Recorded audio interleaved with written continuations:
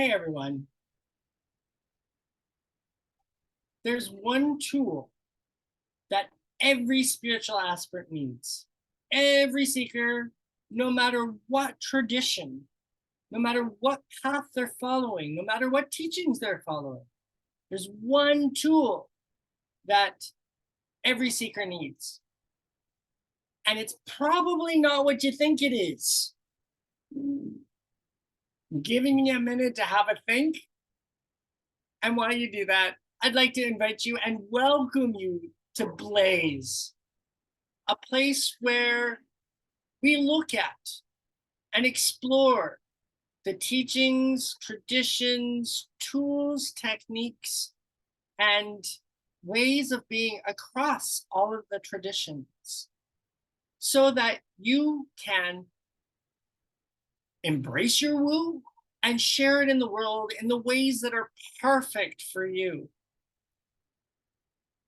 It's a place for you to live into your divinely authentic self, or to help you to live into your divinely authentic self and align your entire world with that and get more peace and joy and happiness and abundance, all of the good things.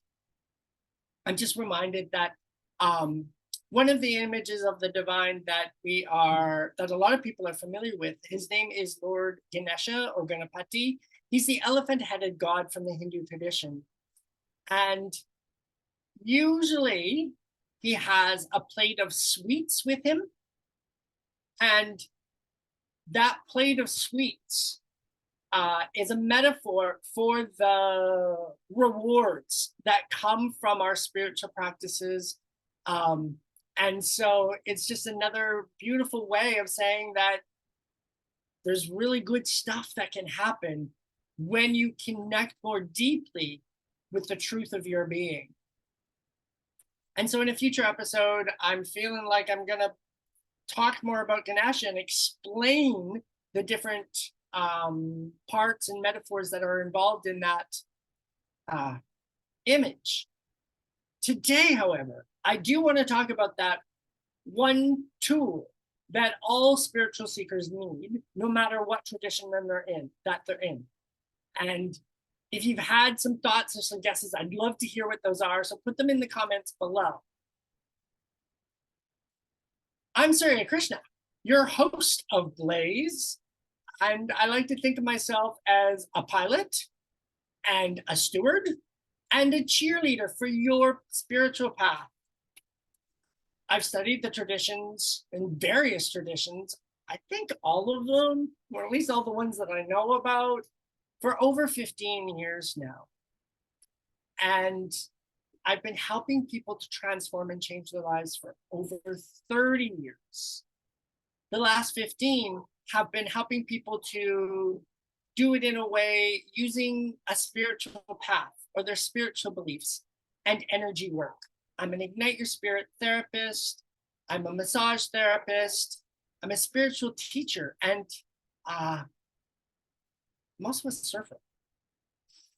I used to surf. I haven't surfed in a while. I love surfing. And I really have embraced the rewards of engaging deeply with a spiritual path. And one of my greatest joys is helping people to do the same. So the tool that every spiritual seeker needs, no matter what their path, no matter what their tradition, is called a mala. And for the video here, I have many different types of malas. So I'm just going to hold them up because a mala is a chain or some beads that are strung together. And so I'm just showing the different malas, some of the different malas that I have, and the different crystals that are involved. This one has pearls with what's called Rudraksha beads. Sorry about that, Rudraksha beads.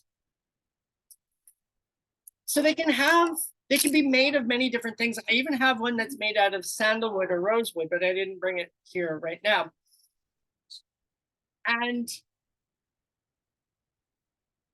the thing about the mala beads is that they're usually in a string of 108 or 54 or a multiple of 108. Now, in the Catholic tradition, they use a rosary. I don't have my rosary here, it's on my altar over there, but rosaries are 54 beads, so they're actually half a mala. And essentially, a mala is kind of like an abacus. It's kind of a way of just keeping count. The way that we properly to use a mala is that when we do japa, when we do a prayer, when we repeat the name of the divine or a divine attribute, we use it as a way of counting. And so when we begin our spiritual practice of japa, or praying in the Catholic tradition, then we hold one of the beads between our fingers and then say whatever it is that we're going to say, our prayer or our chant. So let's use Ganesha. And so a common prayer to Ganesha or a common chant for Ganesha is Om Gum Ganapataye Namaha. So we grab one of the beads, the first beads, and go Om Gum Ganapataye Namaha. Then go on to the next bead, Om Gum Ganapataye Namaha. Then the next bead, Om Gum Ganapataye Namaha. Om Gum Ganapataye Namaha. Next bead, Om Gum Ganapataye Namaha. Or you can say a prayer from a different tradition, or just some divine words that open your heart chakra. Now, when we're using a mala, usually there is a bead, and this one has a bead and then a tassel attached to it. This one was just a string of beads, and so I had to tie my own tassel, make my own guru bead. And so I received this crystal as a present, as a gift, and so I just tied it on so I'd be able to figure out when I was done my mala, when I'd gone all the way 108 times. Now you might be asking yourself, why 108 beads? And the reason is it's related to Vedic astrology. So astrology from the Vedic tradition. And in that tradition, similar to Western astrology, there are 108 houses. There's 12 houses. There's only 12 houses with 9 levels in each house. And so 9 times 12 is 108. So when you do a mala, what you're doing is you're bringing that attribute, that prayer, that name or divine attribute into every level of each house of your Vedic astrology chart. Now, Vedic astrology is slightly different to Western astrology. And so, and I know practitioners in both. So in later episodes, I might have them come in and talk and interview them around the differences between Vedic and Western astrology. Coming back to the mala, that's why there's 108 or a multiple of 108. So this bead here, the guru, what's called the guru bead. And so I'll go back to the one that I was using before with the bead and the tassel. Now, the other thing about this is when we're counting the 108, we don't count this bead. And so it's just a place of starting and ending to indicate where we start or end. Now, some people have one mala and do all of their practices on that mala. I've shown you 1, 2, 3, 4 of my malas, but I have many, many more. And that's because the mala itself, so the crystals on the mala, or even like if it's the wood on the mala, depending on what it is, imbibes, holds the energy of that chant. And so that's why you sometimes see people wearing their malas out in public. because they've done their spiritual practice over and over with their malas, and it holds that energy so that it helps them in their everyday lives. Some people prefer to put their malas under their shirts, so it's less affected, trying to get it under my shirt, by the physical dimension, and it's closer to them and it's touching their skin. How you wear it, it's up to you. And even how you count is up to you. So I've got this one underneath my shirt. It's going to be too much of a hassle to bring it out again. So I'm going to switch to a different mala. This is actually one of my favorite malas because it was made especially for me and given to me by one of my friends who was making malas back probably 2009, 2010. So how you hold the beads between your fingers. Now, some people hold the beads with their pointer finger and their thumb. Some people leave the pointer finger out and just do it with their middle finger and the thumb. And the reason for that is this finger, the pointer finger, is often associated with the solar plexus, which has a lot to do with our egos and our personalities.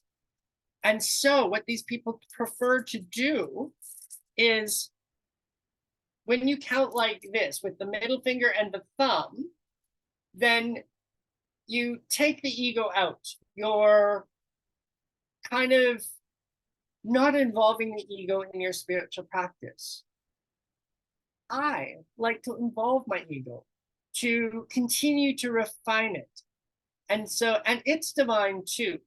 And so I bring it into my spiritual practices. And one of the ways that I do that is by including it in how I hold my mala. So I prefer to count using my thumb and pointer finger. And so then my intention in doing that is bringing the divine into all parts of me and acknowledging the divine in all parts of myself. Coming back to the guru bead, so you see this one has a slightly different one. This one has what's called a swanam with a guru bead. Now, some people like to use it as protection. And so they'll put the guru bead at the back of their neck. In later episodes, I'll go on to explain why, because there's esoteric reasons for that, for why we would have the guru bead on the back of our necks. Just know for the purposes of this episode that it's good to have the guru bead on the back of your neck, not dangling, but some people have it dangling down and bouncing against their solar plexus. Not a fan. My preference is to have it around the back of my neck. You do what's right for you. You use the mala in the ways that are right for you. So this is the tool that every spiritual aspirant needs, that every seeker requires to help them on their path. The reasons for that is that the mala, with use and repetition, begins to imbue the energy of that which you use it for.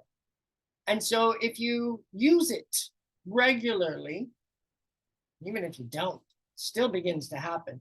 And so no matter what tradition you're in, this tool can assist you on your spiritual path. If you just wear it to ceremonies, to sacred events, it begins to imbue that energy. And so therefore, it can help you in your other daily spiritual practices and actually in your everyday life as well. Bring that into your everyday life. So whether you like to wear your malas on a daily basis, keep them sacred in a stored sacred place, how you count with your mala, which fingers you use when you count, and what you use your mala for, those things are really up to you and how you'd like to use them. But I highly suggest that you get a mala, get one that appeals to you, and use it.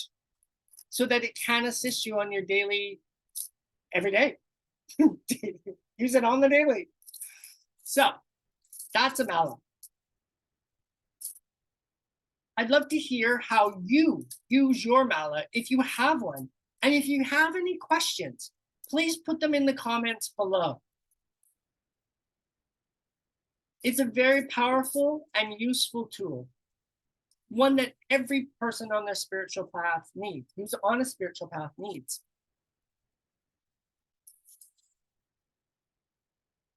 And if you want more of this kind of information, I invite you to join my, I lost the word, my email list. Now, I'm not going to spam you, and I'm not going to sell your email to anybody else, because I think that's bad karma. But what you will get is, when you sign up right away, you get a free gift, my PDF, the 5 essentials for your spiritual path. And that is something you can print out and put it somewhere where you'll see it regularly, to remind yourself to use the tools that are in that 5 essentials for your spiritual path. When you sign up for my email, you'll also get useful information and updates and offers. It's a way for us to connect more deeply and for you to go deeper into your spiritual practices, your path. Because I believe that we're all on the same path.